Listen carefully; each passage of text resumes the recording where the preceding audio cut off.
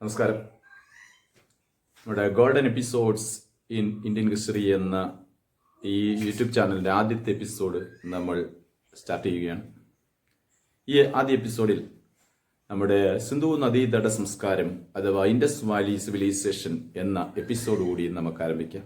ഈ എപ്പിസോഡ് ഇപ്പോൾ നടക്കാൻ പോകുന്ന എൽ പി സ്കൂൾ ടീച്ചേഴ്സിൻ്റെ പരീക്ഷയ്ക്കും UP സ്കൂൾ ടീച്ചേഴ്സിൻ്റെ പരീക്ഷയ്ക്ക് ഈ സിലബസിനകത്ത് ഈ സിന്ധു നദീതട സംസ്കാരം ഉൾക്കൊള്ളിച്ചിട്ടുണ്ട്.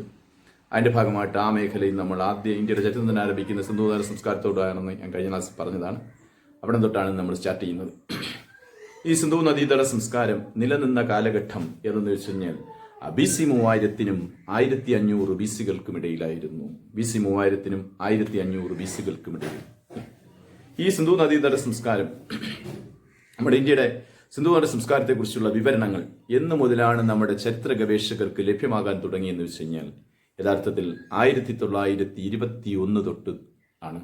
1921 തൊട്ടാണ് ഈ സിന്ധു നദീതട സംസ്കാരത്തെക്കുറിച്ചുള്ള പൂർണ്ണമായും ഉള്ള ചരിത്രരേഖകൾ നമ്മുടെ ചരിത്ര ഗവേഷകർക്കും പുരാവസ്തു ഗവേഷകർക്കും ലഭ്യമായത്. ഈ 1921 മുമ്പ് വരെയും ഇന്ത്യയുടെ ചരിത്രയുഗം എവിടം തൊട്ട് ആരംഭിക്കുന്നു എന്ന് ചോദിച്ചാൽ എല്ലാവരും മനസ്സിലാക്കിയിരുന്നത് BC 600 തൊട്ടാണ് ഇന്ത്യയുടെ ചരിത്രം ആരംഭിക്കുന്നത്. ഇന്ത്യയുടെ ഹിസ്റ്റോറിക്കൽ യുഗം ആരംഭിക്കുന്നത് BC 600 അടുപ്പിച്ചായിരുന്നു എന്നാണ് അന്ന് വരെ ഉണ്ടായിരുന്ന വിലയിരുത്തൽ. ഈ BC 600 പ്രത്യേകത ഞാൻ കഴിഞ്ഞ ക്ലാസ്സിൽ സൂചിപ്പിച്ചു. നമ്മുടെ ഇന്ത്യയിൽ പ്രബലമായ 2 മതങ്ങൾ ഉദയം ചെയ്ത നൂറ്റാണ്ടാണ് BC 600, ബുദ്ധമതവും ജൈനമതവും. ഈ ബുദ്ധമതത്തിന്റെയും ജൈനമതത്തിന്റെയും ആവിർഭാവത്തോടു കൂടിയാണ് ഇന്ത്യയുടെ ഹിസ്റ്റോറിക്കൽ യുഗത്തിന്റെ ആരംഭം എന്നായിരുന്നു 1921 വരെ ഉണ്ടായിരുന്ന വിലയിരുത്തൽ എങ്കിൽ ഈ ധാരണയാണ് 1921 ബ്രിട്ടീഷ് പുരാവസ്തു ഗവേഷകനായ ജോൺ മാർഷലും സംഘവും തിരുത്തിയെഴുതുന്നു എന്നാണ് വിലയിരുത്തപ്പെടുന്നത്. അതായത് സിന്ധു നദീതട സംസ്കാരത്തിന്റെ അവശിഷ്ടങ്ങൾ കണ്ടെത്തുന്നതിന് നേതൃത്വം നൽകിയ പുരാവസ്തു ഗവേഷകനായിരുന്നു ജോൺ മാർഷൽ എന്ന് നമ്മൾ പഠിക്കുകയും ചെയ്യും. അല്ലേ? ഇനി അതെങ്ങനെയാണ് ഇതിലേക്കുള്ള കണ്ടെത്തലുകളിലേക്ക് പോകാൻ ഇടയായ സാഹചര്യം എന്ന് ചോദിച്ചു കഴിഞ്ഞാൽ ബ്രിട്ടീഷുകാർ ഇന്ത്യ ഭരിക്കുമ്പോൾ നമ്മുടെ ഇന്ത്യയിൽ ഒളിഞ്ഞു കിടന്നിരുന്ന ഒരുപാട് പുരാവസ്തു രേഖകളെക്കുറിച്ചും ചരിത്രരേഖകളെയും കുറിച്ചും പഠിക്കാൻ വേണ്ടി ബ്രിട്ടീഷ് ഗവൺമെന്റ് പല സമീപനങ്ങളും ചെയ്തിട്ടുണ്ട്. ഇതിന്റെ ഭാഗമായിട്ട് നമ്മൾ വേറെ ടോപ്പിക് എലാബറേറ്റ് ആയിട്ട് പഠിക്കും. 1861 കാനിങ് പ്രഭു എന്ന വൈസ്രോയി ഇന്ത്യ ഭരിച്ചുകൊണ്ടിരിക്കുമ്പോൾ നമ്മുടെ ഇന്ത്യയിൽ 1861 ആർക്കിയോളജിക്കൽ സർവേക്ക് ബ്രിട്ടീഷ് ഗവൺമെന്റ് തുടക്കമിട്ടു. ഈ ആർക്കിയോളജിക്കൽ സർവേയിൽ നമ്മുടെ ഇന്ത്യയിൽ ഒളിഞ്ഞു കിടന്നിരുന്ന ഒരുപാട് പുരാവസ്തു രേഖകൾ കണ്ടെത്താൻ തുടങ്ങിയതോടുകൂടി അതിനെക്കുറിച്ച് ഡീറ്റെയിൽ ആയിട്ട് പഠിക്കാൻ വേണ്ടി പിറ്റേ വർഷം 1862 ആർക്കിയോളജിക്കൽ ഡിപ്പാർട്ട്മെന്റും ഫോം ചെയ്യപ്പെട്ടു. ഈ ആർക്കിയോളജിക്കൽ ഡിപ്പാർട്ട്മെന്റിന്റെ ആദ്യത്തെ ഡയറക്ടറായി നിയമിക്കപ്പെട്ട വ്യക്തിയായിരുന്നു അലക്സാണ്ടർ കണ്ണിംഗ്ഹാം എന്നാണ് വിലയിരുത്തപ്പെടുന്നത്. അല്ലെ, ആർക്കിയോളജിക്കൽ ഡിപ്പാർട്ട്മെന്റിന്റെ ആദ്യത്തെ ഡയറക്ടറായിട്ട് നിയമിതനായ വ്യക്തിയാണ് അലക്സാണ്ടർ കണ്ണിംഗ്ഹാം. ഈ അലക്സാണ്ടർ കണ്ണിംഗ്ഹാമിനെ പിന്നീട് നമ്മുടെ ചരിത്രം വിശേഷിപ്പിച്ചൊരു വ്യാഖ്യാനമുണ്ട്. ഫാദർ ഓഫ് ഇന്ത്യൻ ആർക്കിയോളജി അഥവാ ഇന്ത്യൻ പുരാവസ്തു ഗവേഷണത്തിന്റെ പിതാവെന്നാണ് ചരിത്രം ആരെ രേഖപ്പെടുത്തിയത്? Alexander Cunningham. ഇനി എന്തുകൊണ്ടാണ് ഈ അലക്സാണ്ടർ കണ്ണിംഗ്ഹാം എന്ന ഈ ബ്രിട്ടീഷുകാരനെ ഇന്ത്യൻ പുരാവസ്തു ഗവേഷണത്തിന്റെ പിതാവെന്ന് വിശേഷിപ്പിക്കപ്പെടാനുള്ള സാഹചര്യം എന്ന് ചോദിച്ചാൽ ഈ അലക്സാണ്ടർ കണ്ണിംഗ്ഹാമാണ് ഇന്ത്യയിൽ ഒളിഞ്ഞു കിടന്നിരുന്ന ഒരുപാട് ചരിത്രരേഖകൾ വെളിച്ചത്ത് കൊണ്ടുവരുന്നു എന്നാണ് വിലയിരുത്തപ്പെടുന്നത്. അല്ലെ, അങ്ങനെ ഞാൻ നേരത്തെ സൂചിപ്പിച്ച പോലെ 1862 ആർക്കിയോളജിക്കൽ ഡിപ്പാർട്ട്മെന്റ് നിലയിൽ വന്നു. ഈ ആർക്കിയോളജിക്കൽ ഡിപ്പാർട്ട്മെന്റിന്റെ അധീനതയിൽ ഇന്ത്യയിൽ നടന്ന പുരാവസ്തു രേഖകളെ കുറിച്ചുള്ള അന്വേഷണത്തിന്റെ ഭാഗമായി നമ്മുടെ ഈ അലക്സാണ്ടർ കണ്ണിംഗ്ഹാമാണ് നമ്മുടെ പുരാതന ഭാരതത്തിലെ നളന്ദ സർവകലാശാലയുടെ അവശിഷ്ടങ്ങൾ കണ്ടെത്തിയ പുരാവസ്തു ഗവേഷകനും അലക്സാണ്ടർ കണ്ണിംഗ്ഹാം ആണെന്ന് നമ്മൾ വേറെ ടോപ്പിക്ക് പഠിക്കുകയും ചെയ്യും. അല്ലേ, അതായത് BC 5-ാം നൂറ്റാണ്ട് തൊട്ട് ബീഹാറിലെ രാജഗൃഹയിൽ പ്രവർത്തിച്ചിരുന്ന ഒരു സാധാരണ വിദ്യാലയമായിരുന്നു നളന്ദ എന്ന വിദ്യാലയം. ഈ നളന്ദ എന്ന വിദ്യാലയത്തെ പിന്നെയും 1000 വർഷങ്ങൾക്ക് ശേഷം ഇന്ത്യ ഭരിച്ചിരുന്ന കുമാരഗുപ്തൻ എന്നൊരു ഭരണാധികാരി അതിനെ ലോകപ്രശസ്തമായൊരു സർവകലാശാലയായി വളർത്തിയെടുത്തു. അതുകൊണ്ട് കുമാരഗുപ്തനെ നളന്ദ സർവകലാശാലയുടെ യഥാർത്ഥ സ്ഥാപകൻ, the real founder of Nalanda university എന്നാണ് ആരെ വിശേഷിപ്പിച്ചിരിക്കുന്നത് വെച്ച് കഴിഞ്ഞാൽ കുമാരഗുപ്തൻ എന്ന രാജാവിനെ. അങ്ങനെയുള്ള ഈ നളന്ദയെക്കുറിച്ച് പറഞ്ഞു കഴിഞ്ഞാൽ നമ്മുടെ ഇന്ത്യയിൽ ആദ്യമായി ഹോസ്റ്റൽ ഫെസിലിറ്റി അവൈലബിൾ ആയിരുന്ന ഇന്ത്യയിൽ ആദ്യത്തെ സർവകലാശാലയും നളന്ദയായിരുന്നു. ഈ നളന്ദ സർവകലാശാലയിൽ പഠിക്കാൻ നമ്മുടെ ലോകത്തിന്റെ പല മേഖലകളിൽ നിന്നും പല വിദേശ സഞ്ചാരികളും വരുന്നതും നമ്മൾ വേറൊരു ടോപ്പിക്ക് പഠിക്കും. അങ്ങനെയാണ് ഈ AD 7-ാം നൂറ്റാണ്ടിൽ ചൈനീസ് സഞ്ചാരിയായ ഹുയാൻ സാങ് വരെ ഇന്ത്യൻ മണ്ണിൽ വന്നത് ഈ നളന്ദ സർവകലാശാലയിൽ പഠിക്കാൻ വേണ്ടിയാണ്. പിന്നീട് അദ്ദേഹം കുറെ കാലം അവിടെ പഠിപ്പിക്കുകയും ചെയ്തിട്ടുണ്ടെന്നും അറിയാവുന്നവർ കാണും. ഈ നളന്ദ സർവകലാശാലയ്ക്ക് ലോകപ്രശസ്തമായ പല ലൈബ്രറികളും ഉണ്ടായിരുന്നു. രത്നസാഗര, രത്നരഞ്ജ, രത്നദേഹി എന്നൊക്കെ പേരുള്ള ലോകപ്രശസ്തമായ ലോകപ്രശസ്തമായ ലൈബ്രറികളും നളന്ദ സർവകലാശാലയ്ക്കുണ്ടായിരുന്നു. ഈ നളന്ദ സർവകലാശാല എന്ന ലോകപ്രശസ്തമായ ഈ സർവകലാശാല മിഡീവൽ കാലയളവിൽ വിദേശികൾ ഇന്ത്യയിലേക്ക് കടന്നാക്രമണം നടത്തുമ്പോൾ, പ്രത്യേകിച്ച് മുഹമ്മദ് ഗോറി ഇന്ത്യ ആക്രമിച്ചപ്പോൾ മുഹമ്മദ് ഗോറിയുടെ ഒരു സൈനിക മേധാവിയായിരുന്ന മുഹമ്മദ് ബക്തിയാർ ഖിൽജിയും സംഘവും ചേർന്ന് ഈ നളന്ദ സർവകലാശാല AD 1200 തുടക്കത്തിൽ പൂർണ്ണമായും തീവച്ച് നശിപ്പിച്ചു. അങ്ങനെയാണ് ഈ നളന്ദ സർവകലാശാല അഗ്നിക്കിരയാക്കിയ വിദേശാക്രമണകാരി എന്ന് ബക്തിയാർ ഖിൽജിയെ വിശേഷിപ്പിക്കപ്പെടുകയും ചെയ്തു. അങ്ങനെയുള്ള ഈ നളന്ദ സർവകലാശാലയെ പിന്നീട് ഉദ്ധരിക്കാൻ ഇന്ത്യ ഭരിച്ചിരുന്ന പല ഭരണാധികാരികളും ശ്രമം നടത്തിയെങ്കിലും ഇതെല്ലാം പിന്നീട് വിഫലമാകുന്ന ഒരവസ്ഥയാണ് സംഭവിച്ചത്. അങ്ങനെയാണ് ഈ നളന്ദയെക്കുറിച്ചുള്ള എല്ലാ തരത്തിലുള്ള അറിവുകളും പിന്നീട് കുറെ നൂറ്റാണ്ടുകളോളം ചരിത്രത്തിന് അജ്ഞാതമായി കിടക്കുകയും അങ്ങനെ ആ നളന്ദ സർവകലാശാല സ്ഥിതി ചെയ്തിരുന്ന ഇന്നത്തെ നമ്മുടെ ബീഹാറിലെ രാജഗൃഹ ഉൾപ്പെടെയുള്ള എല്ലാ മേഖലകളിലേക്കും പിന്നീട് വനാന്തരങ്ങളായി മാറുകയും ആ വനാന്തരങ്ങളിൽ നടത്തിയ ഭൂമിശാസ്ത്ര ഗവേഷണങ്ങളിലാണ് ഇക്കാലത്ത് 19-ാം നൂറ്റാണ്ടിൽ ഈ അലക്സാണ്ടർ കണ്ണിങ്ഹാം എന്ന ഈ ബ്രിട്ടീഷുകാരന്റെ സംഘവും നളന്ദ സർവകലാശാലയുടെ അവശിഷ്ടങ്ങൾ കണ്ടെത്തുന്നു. അതിന്റെ പേരിൽ ഈ നളന്ദ സർവകലാശാലയുടെ അവശിഷ്ടങ്ങൾ കണ്ടെത്തിയ പുരാവസ്തു ഗവേഷകൻ എന്നൊരു വിളിപ്പേരും ഈ ബ്രിട്ടീഷ് പുരാവസ്തു ഗവേഷകനായ അലക്സാണ്ടർ കണ്ണിങ്ഹാമിന് ലഭിച്ചു. ഇതേപോലെ ഇന്ത്യയിൽ ഒളിഞ്ഞുകിടന്നിരുന്ന ഒരുപാട് പുരാവസ്തു രേഖകളും ചരിത്രരേഖകളും വെളിച്ചത്ത് കൊണ്ടുവന്നതിന്റെ പശ്ചാത്തലത്തിലായിരുന്നു ബ്രിട്ടീഷുകാരനായിട്ട് പോലും ഈ അലക്സാണ്ടർ കണ്ണിങ്ഹാം എന്ന ഈ വ്യക്തിത്വത്തെ ഫാദർ ഓഫ് ഇന്ത്യൻ ആർക്കിയോളജി അഥവാ ഇന്ത്യൻ പുരാവസ്തു ഗവേഷണത്തിന്റെ പിതാവ് എന്ന് വിശേഷിപ്പിച്ചു. ഈ അലക്സാണ്ടർ കണ്ണിങ്ഹാമിന്റെ പാത പിന്തുടർന്നുകൊണ്ട് ഇതേപോലെ നമ്മുടെ ഇന്ത്യയിൽ ഒളിഞ്ഞുകിടന്നിരുന്ന മറ്റു പല പുരാവസ്തു രേഖകളും ചരിത്രരേഖകളും കണ്ടെത്താൻ മറ്റു പല പുരാവസ്തു ഗവേഷകരും രംഗത്തെത്തി. അതിൽ പ്രമുഖനായ ഒരു വ്യക്തിയായിരുന്നു ജോൺ മാർഷൽ എന്ന വ്യക്തി. ഈ ജോൺ മാർഷലാണ് സിന്ധു നദീതട സംസ്കാരത്തിന്റെ അവശിഷ്ടങ്ങൾ കണ്ടെത്തുന്നതിന് നേതൃത്വം നൽകിയ പുരാവസ്തു ഗവേഷകനായിരുന്നു ജോൺ മാർഷൽ. അതിന് ഇടയാക്കിയ സാഹചര്യം എന്താണെന്ന് ചോദിച്ചു കഴിഞ്ഞാൽ, ഈ സിന്ധു നദീതട സംസ്കാരത്തെക്കുറിച്ച് ഇങ്ങനൊരു സംസ്കാരം നമ്മുടെ സിന്ധു നദിയുടെ താഴ്വരകളിൽ ഒളിഞ്ഞുകിടപ്പുണ്ടെന്ന് ഉള്ള ഒരു റിപ്പോർട്ട് ആദ്യം സമർപ്പിച്ചത് ചാൾസ് മെയ്സൺ എന്നൊരു പുരാവസ്തു ഗവേഷകനാണ്. ഇങ്ങനൊരു സിന്ധു നദിയുടെ താഴ്വരകളിൽ ഒരു പുരാതന കാലയളവിൽ ഉണ്ടായിരുന്ന ഒരു അതിബൃഹത്തായ ജനസംസ്കാരത്തെക്കുറിച്ചുള്ള ചില റിപ്പോർട്ടുകൾ, അതിനെക്കുറിച്ചുള്ള ചില വാദഗതികൾ ആദ്യം അവതരിപ്പിച്ചത് ചാൾസ് മെയ്സൺ എന്ന വ്യക്തിയാണ് 1826. പക്ഷേ ചാൾസ് മെയ്സൺ ഇങ്ങനെ റിപ്പോർട്ട് മറ്റു പലരുടെയും മുന്നിൽ അവതരിപ്പിച്ചെങ്കിലും അതിനെക്കുറിച്ച് കൂടുതൽ ഗവേഷണം നടത്താൻ അന്ന് ആരും തയ്യാറാകുന്നതും ഇല്ല. ഇങ്ങനൊരു സാഹചര്യത്തിലാണ് 1904 ബ്രിട്ടീഷ് ഗവൺമെന്റ് ഇന്ത്യ ഭരിച്ചുകൊണ്ടിരിക്കുമ്പോൾ 1904 ജോർജ് കഴ്സൺ എന്ന ബ്രിട്ടീഷ് വൈസ്രോയിയുടെ ഭരണകാലത്ത് 1904 ബ്രിട്ടീഷ് ഗവൺമെന്റ് ഒരു നിയമം കൊണ്ടുവന്നു, ഏൻഷ്യന്റ് മോണുമെന്റ് പ്രിസർവേഷൻ ആക്ട് എന്നൊരു നിയമം കൊണ്ടുവന്നു. ഈ നിയമത്തിന്റെ ഉദ്ദേശ ലക്ഷ്യം എന്താണെന്ന് വെച്ച് കഴിഞ്ഞാൽ, ഇന്ത്യയിൽ ഒളിഞ്ഞുകിടന്നിരുന്ന അതിപുരാതനമായ പല ചരിത്രരേഖകളെക്കുറിച്ചും ചരിത്ര സംഭവങ്ങളെക്കുറിച്ചും അതിനെക്കുറിച്ച് കണ്ടെത്താനും അവയെ നവീകരിക്കാനും വേണ്ടിയാണ് British government 1904 ancient monument preservation act പാസാക്കി. അതായത് ഇന്ത്യയിലെ ചില പുരാതനമായ ചരിത്ര സ്മാരകങ്ങളെ കണ്ടെത്തി അവയെ സംരക്ഷിച്ച് നിലനിർത്തുക എന്നതായിരുന്നു ഈ ഏൻഷ്യന്റ് മോണുമെന്റ് പ്രിസർവേഷൻ ആക്ടിന്റെ ഉദ്ദേശ ലക്ഷ്യം.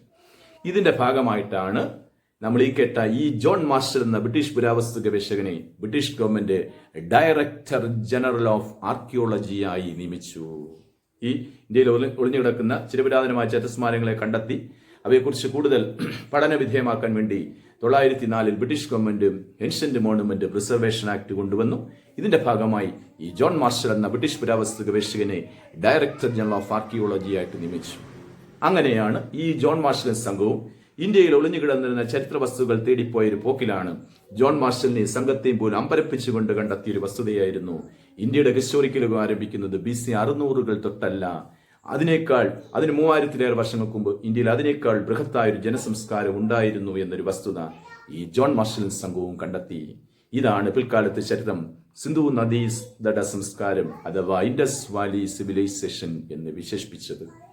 അതുകൊണ്ടാണ് ഞാൻ നേരത്തെ സൂചിപ്പിച്ചത്, സിന്ധു നദീതട സംസ്കാരത്തിന്റെ അവശിഷ്ടങ്ങൾ കണ്ടെത്തുന്നതിന് നേതൃത്വം നൽകിയ പുരാവസ്തു ഗവേഷകൻ ജോൺ മാർഷൽ സിന്ധു നദീതട സംസ്കാരത്തെക്കുറിച്ചുള്ള ഹിസ്റ്റോറിക്കൽ എവിഡൻസ് കൂടുതൽ ലഭ്യമാകാൻ തുടങ്ങിയത് ഞാൻ നേരത്തെ പറഞ്ഞതുപോലെ 1921 ഓൺവേഴ്സ് ആണ്. 1921 തൊട്ടാണ്.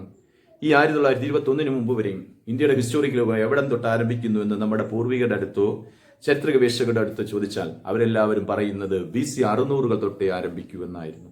ഇതാണ് ബ്രിട്ടീഷുകാർ ഇന്ത്യ ഭരിച്ചുകൊണ്ടിരിക്കുമ്പോൾ 1921 ഈ ജോൺ മാർഷലും സംഘവും തിരുത്തിയെഴുതുകയും ചെയ്തു.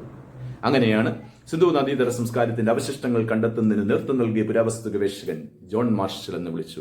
പക്ഷെ ഇങ്ങനെ സംസ്കാരം ഒളിഞ്ഞു കിടപ്പുണ്ടെന്നൊരു വസ്തുത നൂറ്റാണ്ടുകൾക്ക് മുമ്പ് എക്സാക്ട് ആയിട്ട് പറഞ്ഞ 1826 തന്നെ ചാൾസ് മെയ്സൺ എന്നൊരു പുരാവസ്തു ഗവേഷകൻ ഇതിനെ സംബന്ധിക്കുന്ന ചില രേഖകൾ പുറത്തുവിട്ടു. പക്ഷെ അതിനെക്കുറിച്ച് അന്ന് ആരും കൂടുതൽ പഠനം നടത്തിയിട്ടില്ല. പക്ഷെ അത് കൂടുതൽ പഠിച്ച് അതിനെക്കുറിച്ച് ഹിസ്റ്റോറിക്കൽ എവിഡൻസ് കൂടുതൽ ലഭ്യമാക്കാൻ ശ്രമിച്ച ബ്രിട്ടീഷ് പുരാവസ്തു ഗവേഷകനായിരുന്നു ജോൺ മാർഷൽ. അല്ലെ, അങ്ങനെ വന്നപ്പോഴാണ് ഈ ഇതിനെക്കുറിച്ച് ബൃഹത്തായ ഒരു സംസ്കാരത്തെക്കുറിച്ചുള്ള വിവരശേഖരങ്ങൾ പിന്നീട് കണ്ടെത്തുകയും ചെയ്തു. അങ്ങനെ വന്ന് ഈ സിന്ധു നദീതട സംസ്കാരവുമായി ബന്ധപ്പെടുത്തി ആദ്യം കണ്ടെത്തിയ മേഖല ഹാരപ്പ ആയിരുന്നു. അല്ലെ, അതായത് ഹാരപ്പ HARPP ഹാരപ്പ കണ്ടെത്തിയ വർഷമായിരുന്നു 1921. അല്ലെ, സിന്ധു നദിയുടെ സംസ്കാരവുമായി ബന്ധപ്പെടുത്തി ആദ്യം കണ്ടെത്തിയ മേഖല the first site based on Indus valley civilisation unearthed by the archaeologist എന്ന് ചോദിച്ചു കഴിഞ്ഞാൽ ഈ ഹാരപ്പയാണ്. അല്ലെ, ഹാരപ്പ കണ്ടെത്തിയ വർഷം 1921 അല്ലെ. ഇനി ഹാരപ്പയിൽ നിന്ന് മാത്രം ഇങ്ങനൊരു സംസ്കാരത്തിന്റെ എവിഡൻസ് കണ്ടെത്തിയപ്പോൾ പുരാവസ്തു ഗവേഷകർ തൽക്കാലം അതിന് കൊടുത്തൊരു പേരായിരുന്നു ഹാരപ്പൻ സിവിലൈസേഷൻ, ഹാരപ്പൻ സംസ്കാരം എന്ന് പേര് കൊടുത്തു. അല്ലെ, അതുകൊണ്ട് ചിലപ്പോൾ നമ്മുടെ ചരിത്ര പുസ്തകങ്ങളിലൊക്കെ സിന്ധുവട സംസ്കാരത്തിന് പകരമായിട്ട് ഹാരപ്പൻ സിവിലൈസേഷൻ എന്നാണ് പലപ്പോഴും രേഖപ്പെടുത്തിയിട്ടുള്ളത്. അതിന്റെ കാരണം ഇത് ആദ്യം കണ്ടെത്തിയ സൈറ്റ് ഹാരപ്പയായതിന്റെ പേര് ഹാരപ്പൻ സിവിലൈസേഷൻ എന്ന് വിളിച്ചു. ഈ ഹാരപ്പ കണ്ടെത്തിയത്, ഹാരപ്പയിൽ നിന്ന് ആദ്യമായി ഈ സംസ്കാരത്തിന്റെ തെളിവുകൾ കണ്ടെത്തിയത് ദേറാം സാഹിനി എന്നൊരു ഇന്ത്യൻ പുരാവസ്തു ഗവേഷകനായിരുന്നു. സിന്ധുവട സംസ്കാരത്തിന് അവശിഷ്ടം കണ്ടെത്തി നേതൃത്വം നൽകിയ ജോൺ മാർഷൽ ആണെങ്കിലും ഈ ജോൺ മാർഷലിന്റെ സംഘത്തിൽപ്പെട്ട ദേറാം സാഹിനി എന്ന വ്യക്തിയായിരുന്നു നമ്മുടെ ഈ ഹാരപ്പ കണ്ടെത്തുന്നതിന്, ഹാരപ്പയിൽ നിന്ന് ആദ്യമായി ഇങ്ങനെയുള്ള റിലീക്സ് കണ്ടെത്തുന്നതിന് നേതൃത്വം നൽകിയ പുരാവസ്തു ഗവേഷകൻ ആരാണെന്ന് വെച്ച് കഴിഞ്ഞാൽ ഈ ദേറാം സാഹിനിയാണ്. അങ്ങനെ ഹാരപ്പ കണ്ടെത്തിയ വർഷവും ഞാൻ നേരത്തെ പറഞ്ഞു വെച്ചു 1921. പക്ഷേ ഈ ഹാരപ്പ ഇന്ന് എവിടെയാണെന്ന് വെച്ച് കഴിഞ്ഞാൽ ഇന്ന് നമ്മുടെ ഇന്ത്യയുടെ മണ്ണിലല്ല എന്നും കൂടെ ഒരു വ്യത്യാസം കിടപ്പുണ്ട്. അല്ലെ, ഹാരപ്പ 1947 ശേഷം ഹാരപ്പ ഇന്ത്യക്ക് വെളിയിലായിപ്പോയി, പ്രത്യേകിച്ച് പാകിസ്ഥാന്റെ മണ്ണിലായിപ്പോയി.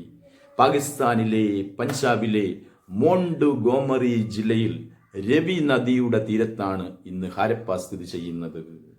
ഹാരപ്പ കണ്ടെത്തിയ വർഷം നമ്മൾ എഴുതി വെച്ചു, പറഞ്ഞു വെച്ചു 1921 ആണ്. അല്ലെ, പക്ഷേ ഈ ഹാരപ്പ ഇന്ന് ഇന്ത്യൻ മണ്ണിലല്ല, നിലവിൽ പാകിസ്ഥാന്റെ അധീനതയിലാണ്. പാകിസ്ഥാനിലെ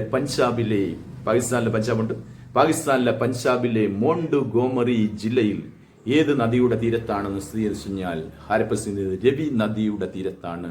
ഇത് പല പരീക്ഷകളും ചോദിക്കപ്പെടുവാണ്. Harappa situated on the banks of the which river എന്ന് ചോദിച്ചിട്ടുണ്ട്. അത് രവി നദിയുടെ തീരത്താണ്. ഈ ഹാരപ്പയിൽ നിന്ന് മാത്രമായി ഇതിന്റെ തെളിവുകൾ ലഭിച്ചപ്പോൾ ഞാൻ നേരത്തെ പറഞ്ഞ തൽക്കാലം പുരാവസ്തു ഗവേഷകർ ഹാരപ്പൻ സിവിലൈസേഷൻ എന്ന് പേര് കൊടുത്തു. എന്നാൽ ഹാരപ്പ കണ്ടെത്തിയതിനു ശേഷം പിറ്റേ വർഷം 1922 അതിനേക്കാൾ ബൃഹത്തായ മറ്റൊരു സൈറ്റും പിന്നീട് പുരാവസ്തു ഗവേഷകർ കണ്ടെത്തി. രണ്ടാമത് കണ്ടെത്തിയ സൈറ്റാണ് മൊഹൻജദാരോ എന്നറിയപ്പെടും. ആദ്യം കണ്ടെത്തിയത് ഹാരപ്പ, രണ്ടാമത് സൈറ്റ് മൊഹൻജദാരോ എന്ന മേഖലയാണ്. ഈ മൊഹൻജദാരോ കണ്ടെത്തിയ വർഷം 1922 ഹാരപ്പ 1921, പിറ്റേ വർഷം മൊഹൻജദാരോ 1922. ഈ മൊഹൻജദാരോ കണ്ടെത്തിയ പുരാവസ്തു ഗവേഷകൻ, മൊഹൻജദാരോയിൽ നിന്ന് ആദ്യമായി ഈ സംസ്കാരത്തിന്റെ തെളിവുകൾ കണ്ടെത്തിയ പുരാവസ്തു ഗവേഷകൻ RD ബാനർജി എന്നൊരു ചരിത്ര ഗവേഷകനായിരുന്നു. RD ബാനർജി. അതുകൊണ്ട് മൊഹൻജദാരോ കണ്ടെത്തിയ പുരാവസ്തു ഗവേഷകൻ RD ബാനർജി എന്ന് വിളിച്ചു. ഹാരപ്പ കണ്ടെത്തി നമ്മൾ നേരത്തെ കേട്ടു ദേറാം സാഹിനിയാണ്. പക്ഷെ മൊത്തത്തിൽ സിന്ധുവട സംസ്കാരത്തിന്റെ അവശേഷം കണ്ടെത്തുന്നതിന് നേതൃത്വം നൽകിയ പുരാവസ്തു ഗവേഷകൻ ജോൺ മാർഷലുമാണ്. ഇനി ഹാരപ്പ നമ്മളിപ്പം കേട്ടുവെച്ചു. രണ്ടാമത് കണ്ടെത്തിയ സൈറ്റ് മൊഹൻജദാരോയാണ് അല്ലേ. ഈ മൊഹൻജദാരോ ഇന്ന് എവിടെയാണെന്ന് വെച്ച് കഴിഞ്ഞാൽ ഇന്നും മൊഹൻജദാരോയും ഇന്ത്യൻ മണ്ണിന്റെ അല്ല അല്ലേ. ഇതും ഞാൻ നേരത്തെ പറഞ്ഞ പോലെ 1947 ശേഷം അതും പാകിസ്ഥാന്റെ അധീനത്തിലായി പോയി. പാകിസ്ഥാനിലെ സിന്ധിലെ ലാർഖാന മേഖലയിൽ സിന്ധു നദിയുടെ തീരത്താണ് ഇന്ന് ഏത് സ്ഥിതി ചെയ്യപ്പെടുന്നത് വെച്ച് കഴിഞ്ഞാൽ മൊഹൻജദാരോ സ്ഥിതി ചെയ്യുന്നു. പാകിസ്ഥാനിലെ സിന്ധിലെ ലാർഖാന മേഖലയിൽ സിന്ധു നദിയുടെ തീരത്താണ് മൊഹൻജദാരോ സ്ഥിതി ചെയ്യുന്നത്. ഹാരപ്പ നമ്മൾ നേരത്തെ കേട്ടു വെച്ചു. ഹാരപ്പ ഈ പാകിസ്ഥാന്റെ മണ്ണിലാണ്. പാകിസ്ഥാനിലെ പഞ്ചാബിലെ മോണ്ട് ഗോമറി ജില്ലയിൽ രവി നദിയുടെ തീരത്താണ് ഹാരപ്പയെങ്കിൽ, അതേപോലെ പാകിസ്ഥാനിലെ സിന്ധിലെ ലാർഖാന മേഖലയിൽ സിന്ധു നദിയുടെ തീരത്താണ് മൊഹൻജദാരോ സ്ഥിതി ചെയ്യുന്നത് അല്ലേ. ഇനി ആ മൊഹൻജദാരോ എന്ന പേര് കൊടുക്കാൻ പുരാവസ്തു ഗവേഷകരെ പ്രേരിപ്പിച്ച ഘടകം എന്തെന്ന് ചോദിച്ചു കഴിഞ്ഞാൽ, ഈ മൊഹൻജദാരോ എന്നാൽ വാക്കിന്റെ അർത്ഥം കേട്ട് കഴിഞ്ഞാൽ മൊഹൻജദാരോ എന്ന വാക്കിന്റെ അർത്ഥം മരിച്ചവരുടെ കുന്ന് എന്നാണ് അർത്ഥം, അല്ലെങ്കിൽ മൗണ്ട് ഓഫ് ഡെഡ് എന്നാണ് വാക്കിന്റെ അർത്ഥം അല്ലെ. അതായത് മൊഹൻജദാരോ എന്ന വാക്കിനെ നമ്മൾ സിന്ധി ഭാഷയിൽ മൊഹൻജദാരോ എന്ന വാക്ക് പറഞ്ഞാൽ അതിനെ നമ്മൾ മലയാളീകരിച്ചു കഴിഞ്ഞാൽ മരിച്ചവരുടെ കുന്ന് അല്ലെങ്കിൽ ദ മൗണ്ട് ഓഫ് ഡെഡ് എന്നാണ് അർത്ഥം. അതെന്തുകൊണ്ടാണ് എന്ന് ചോദിച്ചു കഴിഞ്ഞാൽ അത് നിങ്ങൾ ഡീറ്റെയിൽ ആയിട്ട് മനസ്സിലാക്കും. നമ്മുടെ ഈ സിന്ധു നദീതട സംസ്കാരം തകരുവാനിടയായ രണ്ട് പ്രമുഖ കാരണങ്ങൾ, ഒന്ന് സിന്ധു നദിയിലും അതിന്റെ പോഷക നദികളിലും കാലാകാലം ഉണ്ടാകുന്ന വെള്ളപ്പൊക്കമായിരുന്നു അല്ലെ. അത് നിങ്ങൾക്കറിയാം, ലോകത്തുണ്ടായ പല സംസ്കാരങ്ങൾ ഉടലെടുത്തത് നദീതീരങ്ങളിലാണ് അല്ലെ. ഈജിപ്ഷ്യൻ സംസ്കാരം ഉടലെടുത്തു നൈൽ നദിയുടെ തീരത്ത്, അതേപോലെ തന്നെ ചൈനീസ് സംസ്കാരം ഉടലെടുത്തു ഹൊയാങ്ഹോ നദിയുടെ തീരത്ത്, അതേപോലെ തന്നെ മെസപ്പൊട്ടോമിയൻ സിവിലൈസേഷൻ ഉടലെടുത്തു രണ്ട് നദികൾക്കിടയിൽ, ടൈഗ്രീസ് ആൻഡ് യൂഫ്രട്ടീസ് നദികൾക്കിടയിൽ അല്ലെ. അതേപോലെ ഇന്ത്യൻ സംസ്കാരം ഉടലെടുത്തതും സിന്ധു നദിയുടെ താഴ്വരകളിലാണ്. പക്ഷേ അതിന്റെ പേരിൽ ലോകത്ത് പല സംസ്കാരങ്ങളും ഉടലെടുക്കുന്നത് നദീതീരങ്ങളിലാണ്. പക്ഷേ നദീതീരങ്ങളിൽ ഉടലെടുക്കുന്ന സംസ്കാരം പെട്ടെന്ന് നശിക്കാനും ഇടയാകും. അതെന്തുകൊണ്ടാണെന്ന് വെച്ച് കഴിഞ്ഞാൽ ഇന്ന് നമ്മൾ കാണുന്ന പോലെ കാലാവസ്ഥ പ്രവചനങ്ങളൊന്നും ഇല്ലാത്തൊരു കാലഘട്ടത്തിൽ നദികളിൽ എപ്പോൾ വെള്ളപ്പൊക്കം ഉണ്ടാകുന്നതിനെ കുറിച്ചൊന്നുള്ള വ്യക്തമായ ഒരു എവിഡൻസ് ആർക്കും കിട്ടത്തില്ല. അങ്ങനെ വരുമ്പോൾ ലോകത്ത് നദീതീരങ്ങളിൽ എടുക്കുന്ന സംസ്കാരം പെട്ടെന്ന് നശിക്കുവാനും നദികളിലെ വെള്ളപ്പൊക്കം ഇടയാകും അല്ലെ. അങ്ങനെ വന്ന് ഈ സിന്ധു നദിയിലും അതിന്റെ പോഷക നദികളിലും കാലാകാലം ഉണ്ടായ അതിരൂക്ഷമായ വെള്ളപ്പൊക്കത്തിന്റെ പശ്ചാത്തലത്തിലായിരുന്നു ഈ സിന്ധു നദീതര സംസ്കാരം തകരുവാനിടയായ പ്രമുഖ കാരണം എന്നാണ് ചരിത്ര ഗവേഷകർ വിലയിരുത്തിയിട്ടുള്ളത്. അങ്ങനെ ഈ സിന്ധു നദിയിലും അതിന്റെ പോഷക നദികളിലും കാലാകാലം രൂക്ഷമായ വെള്ളപ്പൊക്കം ഉണ്ടാകുമ്പോൾ നൂറുകണക്കിന് ആയിരക്കണക്കിന് ജനങ്ങളായിരിക്കും കൂട്ടത്തോടെ ചത്തൊടുങ്ങുന്നത്. ഈ കൂട്ടത്തോടെ മരണമടയുന്നവരുടെ മൃതശരീരങ്ങൾ കൊണ്ടുചെന്ന് അടക്കം ചെയ്യുന്നത് ഒരു കുന്നിൻ ചെരുവിലായിരുന്നു. അത് പാകിസ്ഥാനിലെ സിന്ധിലെ ലാർഖാന മേഖലയിൽ ഒരു കുന്നിന്റെ ചരിവിൽ കൊണ്ടുചെന്നാണ് ഈ മൃതശരീരങ്ങളെല്ലാം അടക്കം ചെയ്തിരുന്നത്. അതുകൊണ്ടാണ് മരിച്ചവരെ അടക്കം ചെയ്യുന്ന മല എന്നർത്ഥത്തിൽ സിന്ധി ഭാഷയിൽ ഈ സൈറ്റിന് പുരാവസ്തു ഗവേഷകർ എന്ത് ടൈറ്റിൽ കൊടുത്തു? മൊഹൻജദാരോ എന്ന പേര് കൊടുത്തു. അതുകൊണ്ട് മൊഹൻജദാരോ എന്നാൽ വാക്കിന്റെ അർത്ഥം ദ മൗണ്ട് ഓഫ് ഡെഡ്, അല്ലെങ്കിൽ മരിച്ചവരുടെ കുന്നെന്നർത്ഥം. ഈ മൊഹൻജദാരോയിൽ നിന്ന് ആദ്യമായി ഇതിന്റെ റിമൈൻസ് കണ്ടെത്തിയ പുരാവസ്തു ഗവേഷകനായിരുന്നു ആരെന്നാണ് നമ്മൾ കേട്ടുവെച്ചു? RD ബാനർജി എന്ന് എഴുതി വെച്ചു. അങ്ങനെ ഹാരപ്പ ആദ്യം കണ്ടെത്തിയത് സൈറ്റ് ഹാരപ്പയ്ക്ക് ശേഷം പിറ്റേ വർഷം അതിനേക്കാൾ ബൃഹത്തായ മറ്റൊരു സൈറ്റ് കണ്ടെത്തി. അതായിരുന്നു നമ്മൾ കേട്ട മൊഹൻജദാരോ അല്ലെ. ഈ മൊഹൻജദാരോ കണ്ടെത്തിയ വർഷം 1922 കണ്ടെത്തിയ പുരാവസ്തു ഗവേഷകൻ RD ബാനർജി. എന്നാൽ അതിനുശേഷം വീണ്ടും പുരാവസ്തു ഗവേഷകർ ഘട്ടം ഘട്ടമായി പിന്നീടും പല പല സൈറ്റുകൾ കണ്ടെത്തി. അതിനടുത്ത സൈറ്റായിരുന്നു, മൂന്നാമത് കണ്ടെത്തിയ സൈറ്റായിരുന്നു ചൻഹുദാരോ എന്നറിയപ്പെടും. ചൻഹുദാരോ അല്ലെ.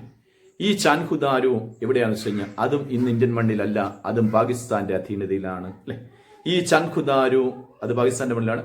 ഈ ചൻഹുദാരോ കണ്ടെത്തിയ പുരാവസ്തു ഗവേഷകൻ അത് MG മജുംദാർ എന്നൊരു പുരാവസ്തു ഗവേഷകനാണ്. MG മജുംദാർ അല്ലെ. വർഷം 1931 എന്നാണ് വിലയിരുത്തപ്പെടുന്നത്. 1931 അല്ലെ. നമ്മൾ നേരത്തെ കേട്ടുവെച്ചു. ഹാരപ്പ കണ്ടെത്തിയത് ദേരാം സഹനി, മൊഹൻജദാരോ കണ്ടെത്തിയത് RD ബാനർജി. മൂന്നാമത്തെ സൈറ്റാണ് ചൻഹുദാരോ കണ്ടെത്തിയ പുരാവസ്തു ഗവേഷകൻ MG മജുംദാർ കണ്ടെത്തിയ വർഷം 1931 അല്ലെ. അതിനുശേഷം നാലാമത് കണ്ടെത്തിയ സൈറ്റ്, അങ്ങനെ നമ്മളിപ്പം നാലാമത്തെ സൈറ്റാണ് ഏതെന്ന് നമ്മൾ കേട്ടുവെച്ചു, നമ്മുടെ രൂപാർ എന്നറിയപ്പെടും. അത് ഇന്ത്യയിലെ പഞ്ചാബിലാണ് നമ്മൾ കണ്ടെത്തിയ പുരാവസ്തു ഗവേഷകൻ YD ശർമ്മ കണ്ടെത്തിയ വർഷം 1953 അല്ലെ. അങ്ങനെ വന്നപ്പോൾ ഇന്ത്യൻ സ്വാതന്ത്ര്യത്തിന് ശേഷം കണ്ടെത്തിയ ആദ്യത്തെ സിന്ധു നദീതട മേഖല രൂപാറാണ്. ബാക്കി 3 സൈറ്റുകൾ നമ്മൾ കേട്ട് സ്വാതന്ത്ര്യം കിട്ടുന്നതിന് മുമ്പാണ്. ഹാരപ്പ 1921 മൊഹൻജദാരോ 22 പിന്നീട് നമ്മൾ കേട്ടുവെച്ച ചൻഹുദാരോ 1931 അങ്ങനെ വന്നപ്പോൾ ഇന്ത്യൻ സ്വാതന്ത്ര്യത്തിന് ശേഷം കിട്ടിയ സ്വാതന്ത്ര്യാനന്തരം കണ്ടെത്തിയ നാലാമത്തെ സൈറ്റാണ് പഞ്ചാബിലെ രൂപാർ എന്നറിയപ്പെടും. അന്നേരം ഇനി ഓരോ സൈറ്റുകളും നമ്മൾ ഇതിന്റെ ഘട്ടം ഘട്ടമായിട്ട് അടുത്ത എപ്പിസോഡുകളിൽ പഠിക്കും. ഇതിന് എല്ലാത്തിനും ഒരുപാട് വിശേഷങ്ങളുള്ളതും നമ്മൾ ഇതിന്റെ കണ്ടിന്യൂഷനായിട്ട് കേൾക്കുകയും ചെയ്യും. അന്നേരം ഇന്നത്തെ നമ്മുടെ ഈ ഗോൾഡൻ എപ്പിസോഡിന്റെ ആദ്യ എപ്പിസോഡ് ഇവിടെ നമ്മൾ പരിസമാപ്തിയിലെത്തിക്കുകയാണ്. നിങ്ങൾക്ക് എല്ലാവർക്കും ഈ വീഡിയോ ഇഷ്ടപ്പെടുകയാണെങ്കിൽ ഷെയർ ചെയ്യൂ, ശ്രമിക്കൂ. മറ്റുള്ളവർക്ക് വേണ്ടി ഇതിന്റെ ഗുണഗണങ്ങൾ വിവരിച്ചു കൊടുക്കാൻ ശ്രമിക്കൂ. ഒരിക്കൽ കൂടി നമസ്കാരം.